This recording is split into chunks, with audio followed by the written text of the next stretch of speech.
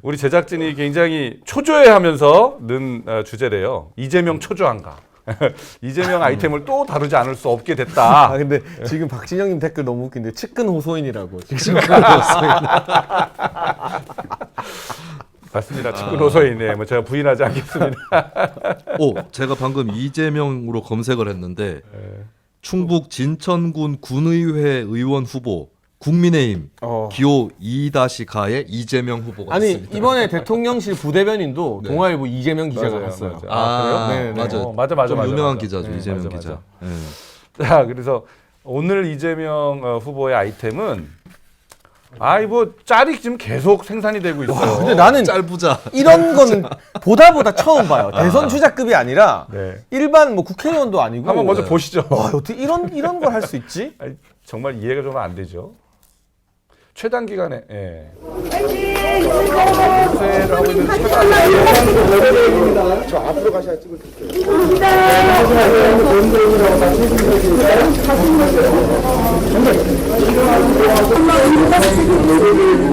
저 앞으로 가셔야 찍을 텐데.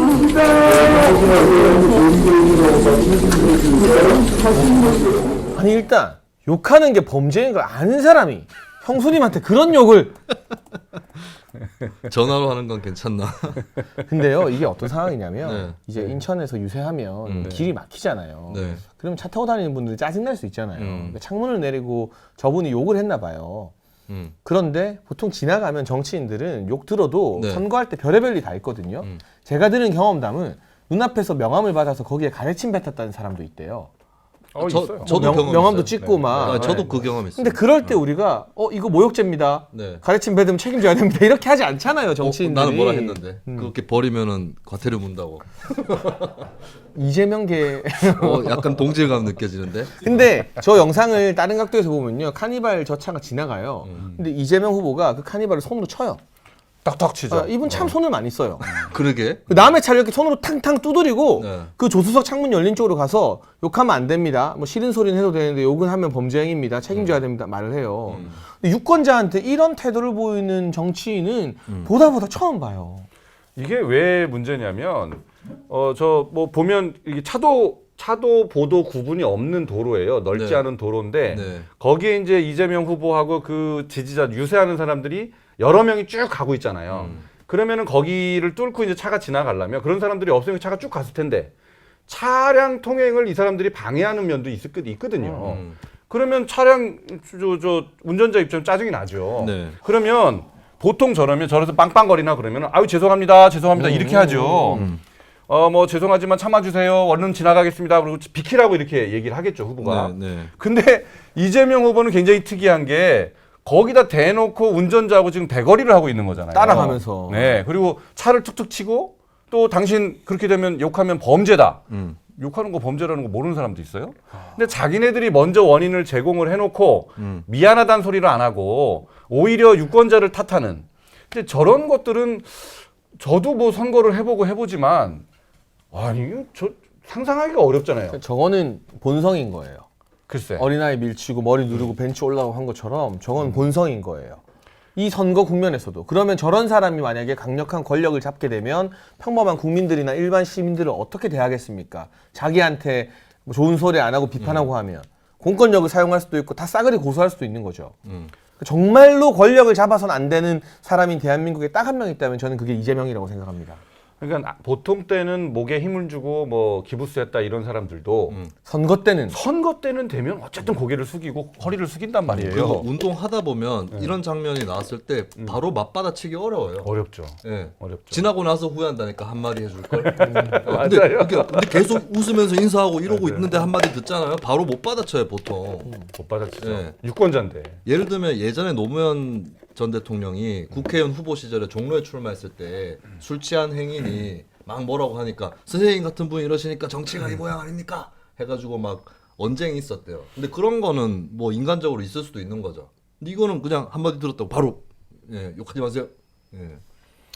그거 하나 지켜봐야 됩니다. 아까 이제 가지치기 의혹을 제기하신 장해찬 평론가님 말씀을 들었는데 혹시 저 거리가 나중에 차 없는 거리로 지정되는 건 아닌지 잘 지켜봐야 됩니다. 나중에. 네. 차 없는 거리는 물론 조성할 수도 있는 거지만 단지 저 이유로 야 여기 이제 차 못 다니게 이러면서 그러고도 남겠다라는 지켜봐야 생각이 많이 됩니다. 들어요. 그렇게 되는 네. 일이 없으려면 저분이 당선되면 안 되겠네요. 주민들과 상인들의 동의 없이 차 없는 거리가 되는 그거 한번 지켜봐야 될 것 같습니다. 이재명 후보가 또 불평을 할 수도 있어요, 설령. 그런데 이분이 한 그 멘트를 보면 이렇게 얘기했다 그래요. 욕하는 건 범죄 행위다. 그래서 자막에 나왔죠. 다 체증하고 있으니까 증거를 채집하고 있으니까 체증하고 있으니까 조심하시라. 당신 고소당할 수 있다 이런 얘기예요. 네네. 고소왕 이재명.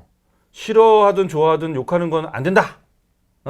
이렇게 하면서 국민을 가르치고 있잖아요. 근데 저 영상이요. 이재명 TV에 올라온 거예요. 어? 네, 저 영상.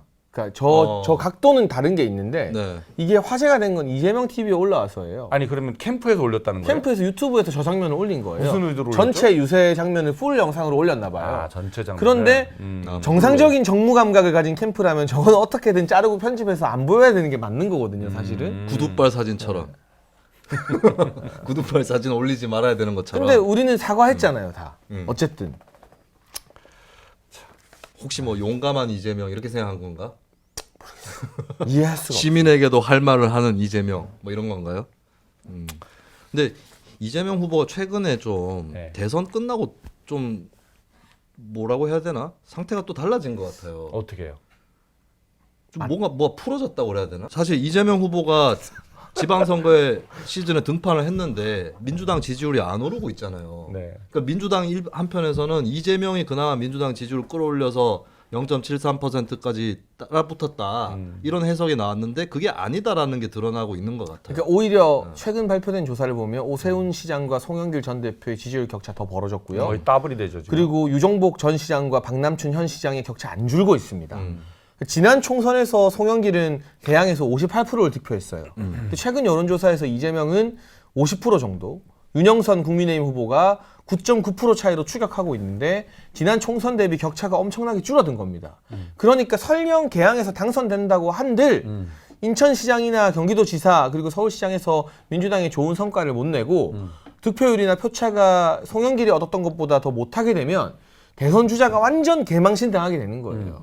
그런 지금 판세가 자기 원하는 대로 돌아가지 않는다라는 것이 저런 태도에 영향을 미쳤을 있을 수 그리고 있어요. 이거는 국민의힘 내부 소스인 건데요. 오늘 이제 윤영선 후보, 개항을 국민의힘 네. 후보 출정식에 이준석 대표가 또 갑니다. 그러니까 당내에서 처음에는 그 이재명 후보가 나오면 개항이 워낙 민주당에게 유리한 곳이니 이거는 어쩔 수 없다. 다만 이재명 효과가 역풍이 되게 하자는 전략이 있었다면 최근에는 주요 여론조사도 그렇고 또 개항 구청장 여론조사를 보면 국민의힘과 민주당이 오차범위 안으로 붙었어요.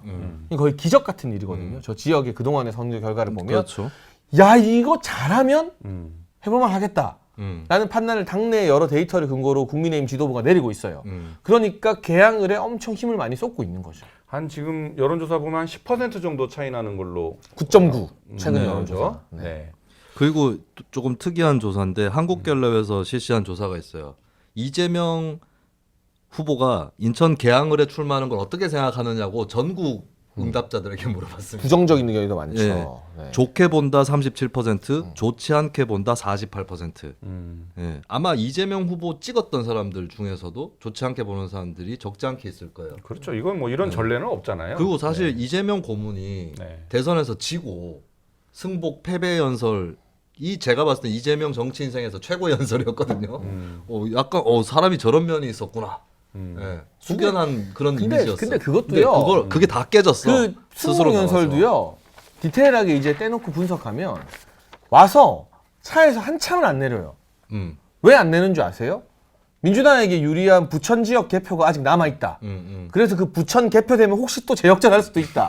그거 기다리느라 집에서 출발해서 민주당 당사에 도착하고도 남은 시간이었는데 한참을 안 나오다가 했기 때문에 저는 그 디테일을 뜯어보면 뭐 그렇게 아름답거나 쿨한 연설은 아니었다고 생각합니다.